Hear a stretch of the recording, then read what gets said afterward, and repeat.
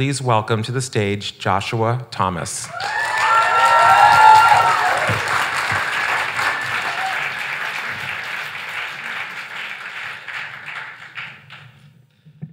I was 7 years old when I first realized I had a crush on a boy. And I remember being in the car with my dad and my brother and asking my dad, what is it called when you think a boy is cute? And my dad looked at me in the rearview mirror and said, well, son, only boys can think girls are cute and girls can think boys are cute. And at that moment, I realized that I was different. Later on that year, I started going to church with my great Aunt Louise. Every Sunday, she will pick us up from church, me and my cousins, in the Jesus Mobile. Jesus Mobile even written on the side of the van. While in church, I learned that if you're gay, that you're going to burn in hell for all eternity. My aunt used to always tell me that I was special and that I was going to do great things in the world, but I didn't believe her because I knew that I had a first-class ticket to hell. At the same time I was dealing with my sexual orientation, I was also struggling with my racial identity.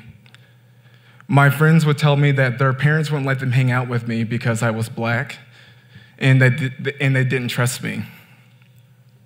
They would tell their parents, he's the whitest black guy you ever meet. Or he's a white man trapped in a black man's body. And at the same time, the African-American community would tell me, you don't act black, you act like a white boy, and you sound like one too. And at that moment, I didn't feel like I was accepted in the church. I didn't feel like I was accepted in the white community or in the black community. My mom's best friend always told me that I was going to be a track star and a hurler. As you can imagine, I was a very hyperactive child. So in 6th grade, I started running track, and track became my outlet. It's a place that I would go just to escape the pain that I was hiding inside.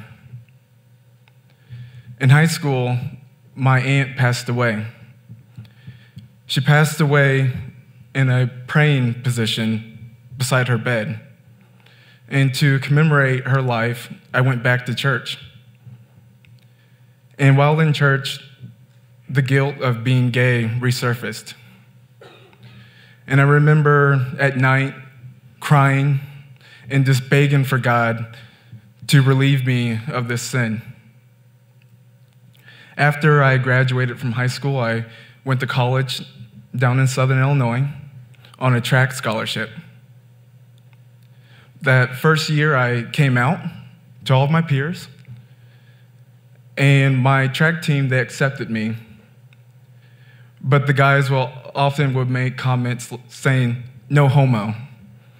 And to deflect the pain and annoyance that I felt with humor, I would say things like, oh, no hetero. And that same year, I fell in love. I fell in love with someone from the same sex. I felt so deeply in love that I gave my whole self to this individual.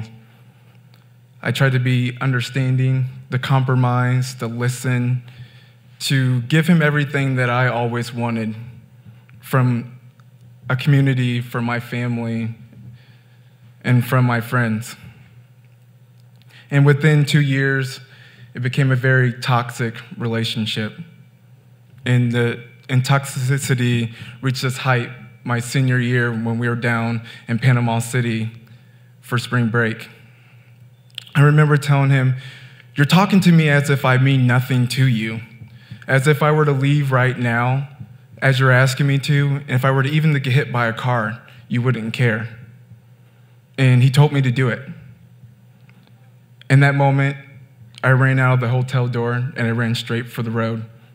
It was as if all my years of track was preparing me for that moment. Just as when the gun goes off, your mind just goes blank and you just start running. The next day, I woke up in the hospital to a nurse standing before me, telling me that I was hit by a car, that I broke my tibia, my fibula, had a compound fracture, so one bone came out of my leg, and that I had a concussion. And my first response was, "Can I have a glass of water?" As reality started to sit in, I started to realize how I lost everything. I lost my track career, my relationship was over, and I scared the hell out of my parents. At that moment, I had to start reflecting. I was just like, well, this is the moment that can either make or break me. And I decided to use this moment to propel me forward. So 4 months in my recovery, I decided to move to Portland.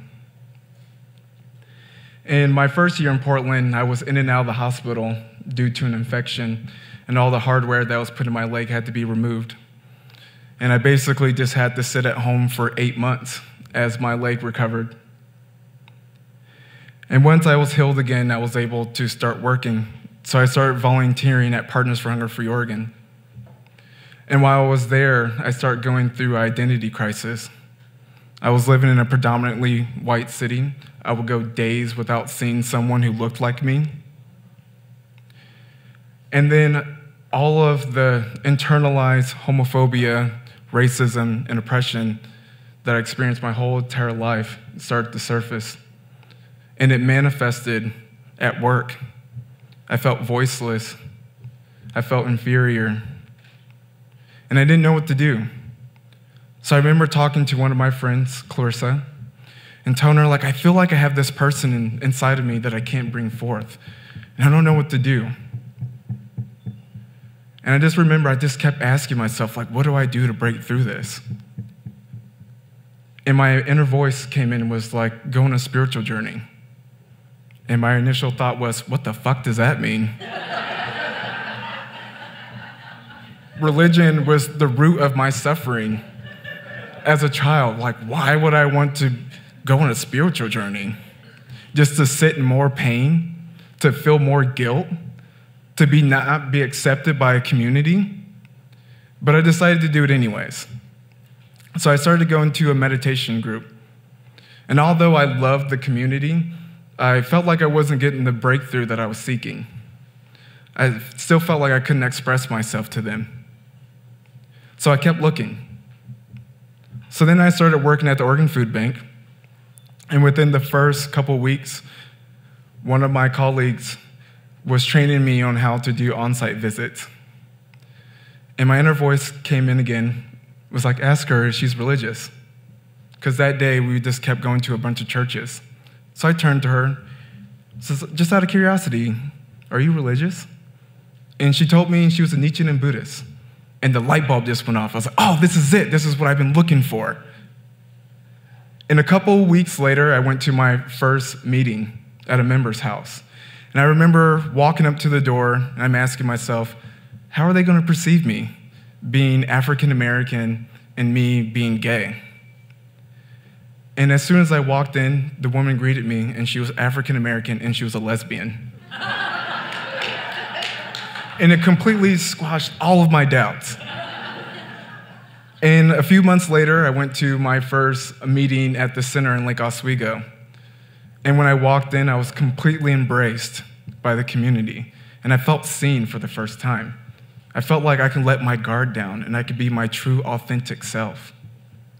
And that's when I was introduced to my mentor, Daisaku Ikeda, who is 90 years old and lives in Japan.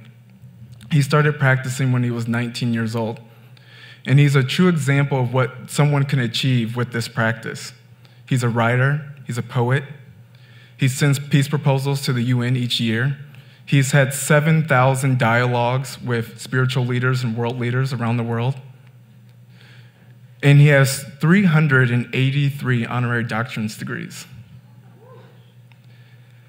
And from his guidance, I learned that each person is unique and that we can't be someone else.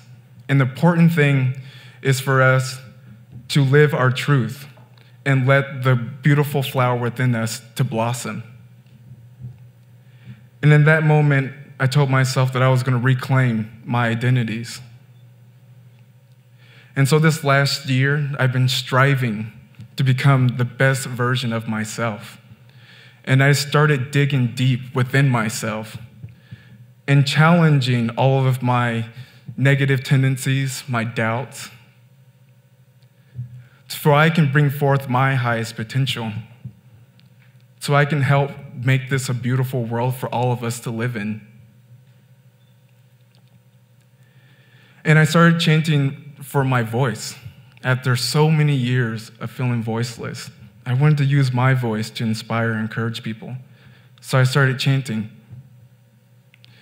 And I shared a blog post with Partners for Hunger Free Oregon about my experience of experiencing food insecurities as a child. And this ripple effect just happened. That someone from the art museum reached out to me to be a part of this 6-month voice exhibit. And then after that, I was invited to speak at a belongings night at a local elementary school. And then I was able to share my story with my Buddhist center that made its way up to our national newspaper and got shared all across the US and even made its way to Japan. And I forgot to sit on interfaith and sexuality panels. And I was even invited to come speak with you all tonight. Paul called me on Mentor and Disciple Day. And it turned out the theme for this show is mentoring. And although I have a long ways to go, but today I embrace myself as an African American,